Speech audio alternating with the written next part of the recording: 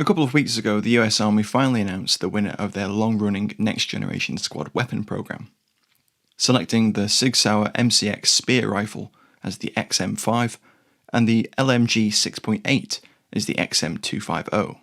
The topic of whether this was the right choice and if the 6.8 round they chamber is the right direction to move in is a topic for another day. I wanted to highlight one important aspect of the program which has been somewhat overlooked. The weapons will be issued with suppressors as standard. All of the next generation squad weapon submissions had suppressors developed by various manufacturers, as it was an Army requirement for the program. SIG developed their own design in-house, while the other finalists partnered with other companies. When fielded over the next few years, the XM5 will become the US Army's first service rifle to be suppressed as standard. But this isn't the first time that the US Army has examined large-scale issue of suppressors. The US Army first examined the usefulness of suppressors way back in 1910, over a century ago.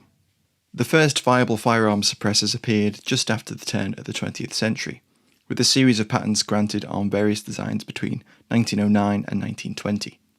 One of the first suppressor developers was Hiram Percy Maxim, son of Sir Hiram Maxim. He experimented with valves, vents, and bypass devices. However, he eventually finalised his basic idea based on baffles, and developed a series of practical suppressors. During the 1910s, Maxim sold a successful range of silencers, as they were then known, which were sold through the Maxim Silent Firearms Company. As early as 1907, Maxim was looking at ways to suppress the Army's then new Springfield 1903. The US military first took interest in silencers in 1908.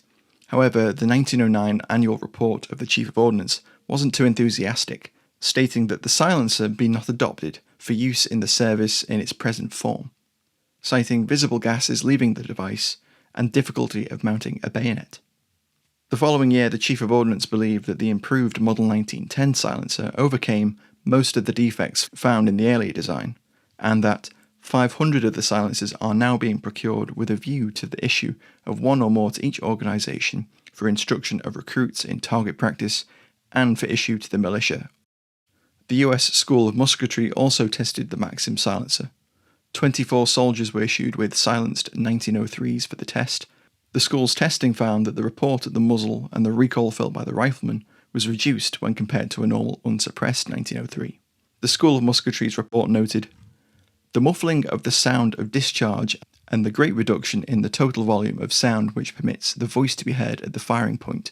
They also reported that the silencer annuls the flash, a quality that they felt was a positive military advantage in view of the extent of which night operations may be employed in future wars. Maxim did his best to develop a robust silencer that would meet the military's needs, and incorporated a mounting point for a bayonet on the military variant of the Model 1910. This model, however, required the removal of the rifle's front sight to be attached. The Maxim Silencer Company subsequently developed improved models, and encouraged by early military interest, Maxim envisaged a military silencer being used in roles such as sniping, guard harassment, and marksmanship training. But Maxim was not the only designer working in the field, and Robert A. Moore, his most competent competitor, also submitted a design for military testing. Moore's designs used large gas expansion chambers which sat beneath the rifle's muzzle, as well as a series of vortex chambers ahead of the muzzle.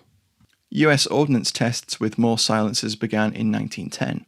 When the Maxim and Moore silencers were compared, found that there was little difference between the two rival designs, with regards to reduction of sound, recoil, and flash. Springfield Armory's report in July 1912 found that the Moore silencer was more accurate and had a better attachment system, but the Maxim was more durable and could withstand more prolonged rapid fire. While the suppressors were tested, neither was selected for general issue, and large-scale contracts didn't materialise. However, we do know that some of the suppressors were used during the US Army's 1916 Mexican expedition against Pancho Villa, and during the First World War some are confirmed to have made it to the Western Front. But despite requests from officers, it doesn't appear to have been used in the field. I go into much more detail about these early suppressors, their design, testing, and whether they saw action in my earlier full video, so please do check that out after the end of this one. Now, if we fast forward 100 years, the US Army is finally poised to adopt suppressors for close combat troops. In terms of the weapons selected, SIG Sauer have developed their own suppressor designs to pair with the XM5 and the XM250. SIG have said that the designs initially grew from their suppressed upper receiver group, developed for the US Special Operations Command. SIG's suppressors are manufactured using direct metal laser sintering, essentially 3D printing with metal. SIG suppressors reduce sound and flash, but also reportedly reduce gas blowback into the action and into the face of users.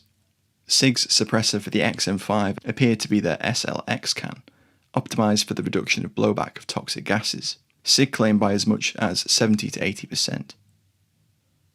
These are quick detach rather than direct thread, using a clutch lock system with an internal tapered seal.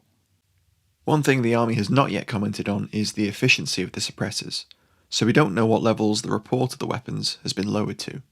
Another thing that isn't clear about the XM5 is if the Army had a requirement for mounting a bayonet.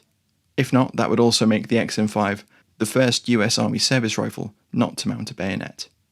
Of course, the US Army are not the first US service branch to suppress their rifles. The US Marine Corps is currently in the process of issuing night armament suppressors for use with their M4A1 carbines and M27 and M38 rifles.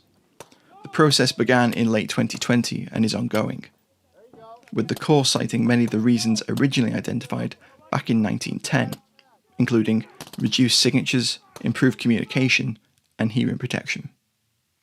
Thanks for watching, guys. I hope you found this interesting. I've been covering the Next Generation Squad Weapon Program for the last 3 years over at the Firearm blog. So it's really interesting to weave in some historical comparisons with earlier programs, looking at technology which is finally coming into fruition. If you enjoyed the video, please don't forget to like, comment, share and subscribe. Please do share the videos with friends, and if you'd like to support the channel further, you can do so via Patreon, where we have lots of perks to say thank you for your support. Thanks again for watching, and I'll catch you in the next one.